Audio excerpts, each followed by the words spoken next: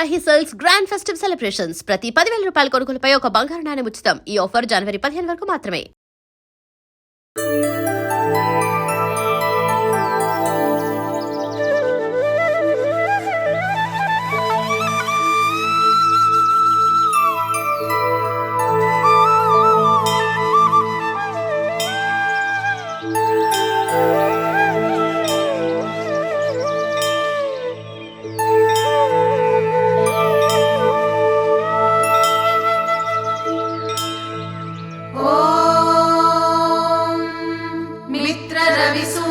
भानुकगपूष हिरण्यगर्भा मरीच्यादित्य सवितर्क भास्करेभ्यो नमः।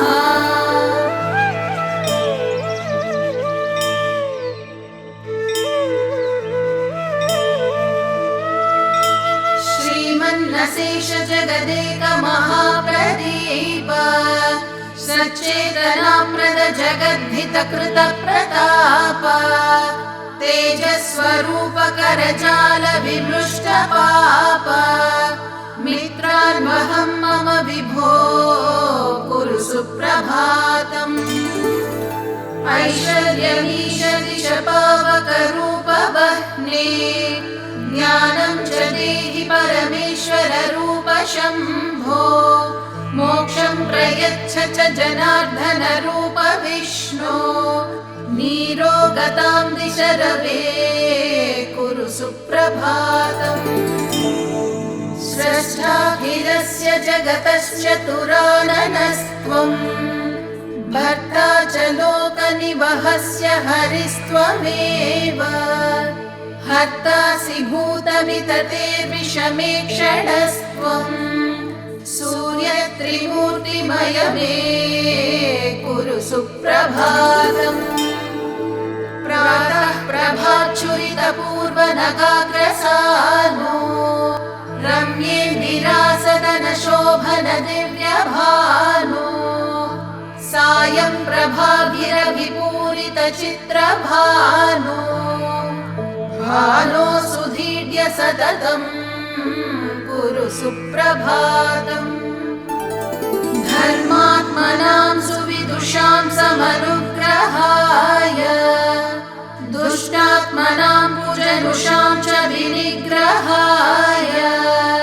कारुण्यवर्षण विधावनवग्रहाय शक्तो ग्रहेश खलनः कुरु सुप्रभातम्। पौरस्य भूधर तटीतिलगायमाना चूडामणेम्बरतलस्य च दिग्विधूट्याः कर्णावतंस गगनाञ्चितराजहंस पूषन् सुतोषकरणः कुरु सुप्रभातम्। उद्बोधयस्य नुदिनं वनमम्बुजानां त्वं सन्दधासि युगलिश्च रथाङ्गनाम्नां प्रीणासि जन्मिनयनानि हिरण्यगर्भा लोकोपकारपरणः कुरु सुप्रभातम्। मृद्नातिरोगनिवहोपघनं नितान्तम् क्लिश्नातिषड्रिपुगणो निशमन्तरङ्गम् तान् भस्मसात् कुरु मरीचिगणैर्मरीचे भक्तौघरक्षणरुचे कुरु सुप्रभातम्। येषां पराञ्चिकिलखान्यतृणत्स्वयम्भू स्वां वह्निपिण्डमतुलं खलु मन्वते जानन्ति योगिनि वहाः पुरुषं परं त्वाम् आदित्य सत्यधरनः कुरु सुप्रभातम्।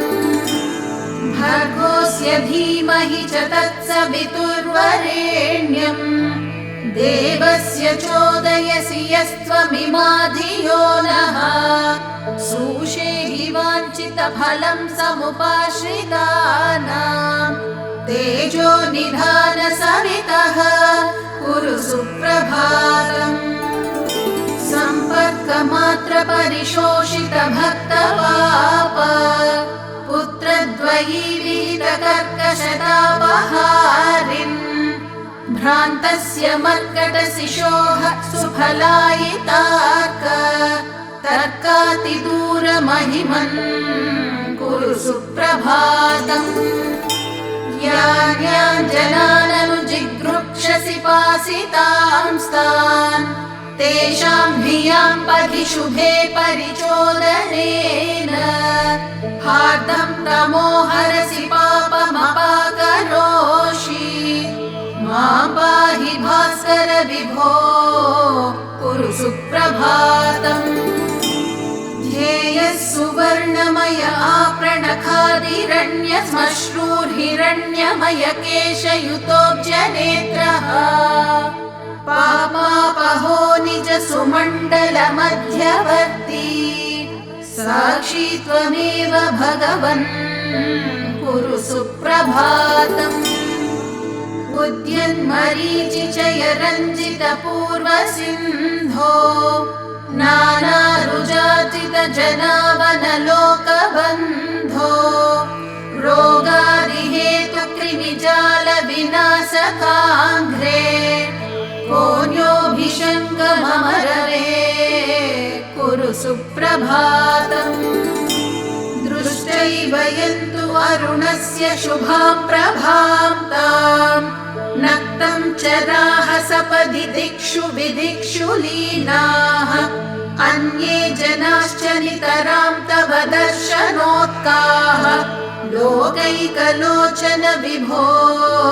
कुरु सुप्रभातम् पञ्चेन्द्रियाणि च धियः करणानि पञ्च कर्मेन्द्रियाणि च मनोजनि मद्गणस्य त्वं देव जीवयसि रोगमपाकरोषि सर्वान् समेधयसि नः कुरु सुप्रभातम् उद्यन्महाभुवनमित्रमहास्त्वमध्य रोहन् दिशं सुरगणाध्युषितामुदीचीम् हृद्रोगमाशु हरिमाणमपाकुरुष्व नीरोगतां तनुहि मे कुरु सुप्रभातम् कालो ह्यखण्डवपुरेश गतागतैस्तम् मासत्तु वत्सरमुखैर्विभिनत्सि भेदैः सर्वानुदंश परिवर्त्य करोषि नित्य नूत्नं चराचर जगत् कुरु सुप्रभातम् शर्म प्रधा किल जगज्जन कर्म साक्षिन् वर्मायितांशु गणपञ्चरकाश्रितानाम् धर्मात्मरक्षण चण प्रणवादिदेव रोगौघनाशन रवे कुरु सुप्रभातम् शक्तिं हि येषु निददास्य विचिन्त्य शक्ते लोकोत्तरां स्थितिमिहाप्नुवते तुलां ते तामेव येभ्य उपसंहारसीशते स्युर्निः सारजीवनविधाः कुरु सुप्रभातम् रोगान् प्रशामयसि देवधिनोषिकायम् चित्तं प्रसादयसि शान्तियुतिं तनोषि पापं धुनोषि परमं विगुणोषि तत्त्वम् ब्राह्मी स्थितिं दिशसि नः कुरु सुप्रभातम् यद्वत्तमोऽनुदति ते प्रथमांशुवातः येधांसि भस्म कुरुते च यथाग्निघातः ज्ञानं तथैव कुरुते किल कर्म भस्म तद्धेहि कर्मदहनं कुरु सुप्रभातम् मुक्तेषु वद्व्रजसि भास्करनैविषाढे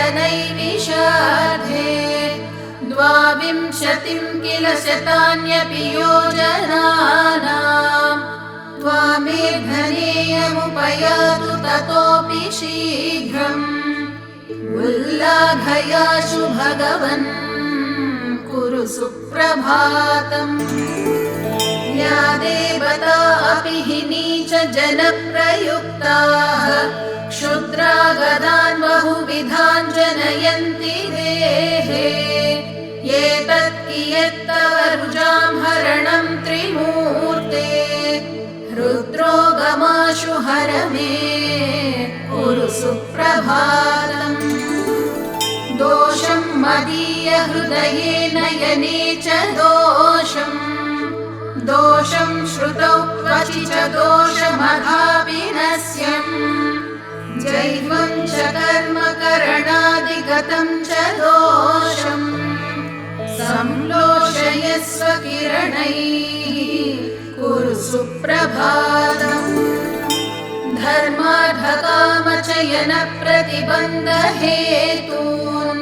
कालक्रमेण विकरीकृत सर्वधातून्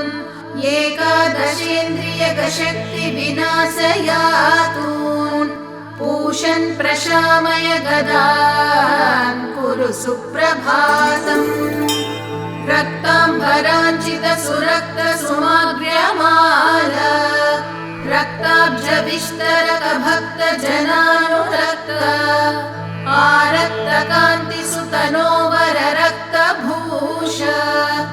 रक्तान्तलोचन धृणे कुरु सुप्रभातम् वाताश्मरीगल महोदरता प्रमेहान् अशोभगन्धर रुजे ग्रहणीं निकोचम् त्वग्रो गजालमितरांश्च निहंसि रोगान् दिग्मांशुभिर्ग्रहपते कुरु सुप्रभातम् चित्रांशुजालपिहितात्मवपुर्गदासि शङ्खारिभूषित चतुर्भुज पद्मनेत्र केयूरहार मुकुटाधिसुभूष सूर्य नारायण व्यय विभो कुरु सुप्रभातम् भद्रं च कर्णयुगलैः शृणुयामदेव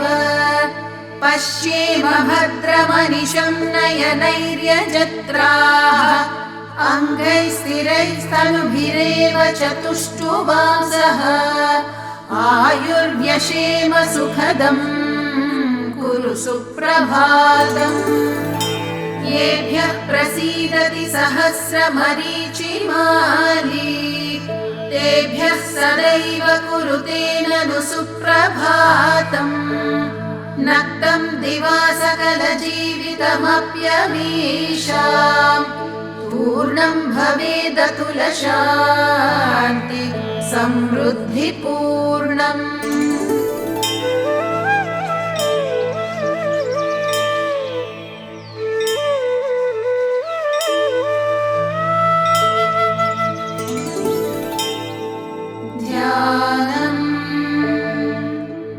ध्यायेत् सूर्यमनन्तकोटिकिरणं तेजोमयं भास्करम् भक्तानामभयप्रदं दिनकरं ज्योतिर्मयं शङ्करम् आदित्यं जगदीशमच्युतमजं त्रैलोक्यचूडामणिम् भक्ताभीष्टवरप्रदं दिनमणिं मार्ताण्डमाद्यं शुभम् कालात्मा सर्वभूतात्मा वेदात्मा विश्वतोमुखः जन्म मृत्यु जरा व्याधि संसार भयनाशनः ब्रह्मस्वरूप उदये मध्याह्ने तु महेश्वरः अस्तकाले स्वयं विष्णुः त्रयीमूर्तिर्दिवाकरः एकचक्ररथो यस्य दिव्यः कनकभूषितः